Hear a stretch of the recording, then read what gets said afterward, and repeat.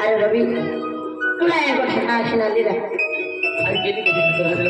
तुला एक गोष्ट ये करणार रसमा भी आई नर्सरी आए ना मम्मी पप्पा ही आदे ना चला पिसा जल्दी लग हाकल नासिक कॉलेज अब चली रहा नासिक जाती हां अभी दादा हां अरे मन मुश्किल है तो ये हिरो माने की भी नहीं देखा ही नहीं तो पता भी लिखो वो गेले आई 12वीं है अरे तू 12 ले अरे माया तू नहीं 12वीं लाई तू नहीं 12वीं लाई अरे मां बोलो 12.5 लाई 12.5 ना रहते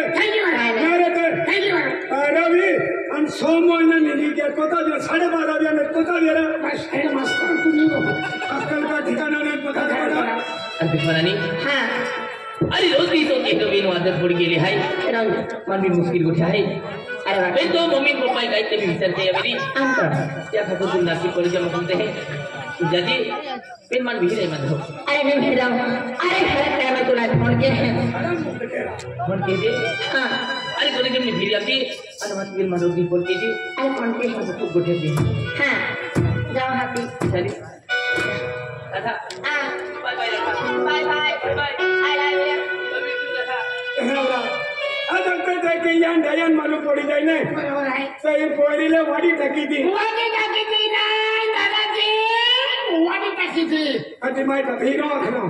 या पोरल ए पोरगाल बाको ने मिलनी हाकी होती जाए बरोबर आहे का या की बिडायो है नाही आहे एक की गोटे के कॉन्फिडेंस छाड़ा में जातो नी पोरील मिलू है कि के तो रहे कि जर मालूम पड़े थे मालूम पड़े थे। अरे या की डोली झटको अभी जाए झटको हाँ झटको अभी जाए अरे झटका नाही चक्कर आवीन टूटी पड़ी अति क्या लो जाते हैं काय की का मालूम ने पड़ा देवा मालूम नाही। तो अपराध माफ रखो तो आहे तो अपराध आणि मा आहे तो माफ राखो तीसरा काय ने मालूम मालूम नाही अगर पोर नाही के तो दादाजी माया आगे तो रे मार मार को जाओ एंड मामी तो बाय लागते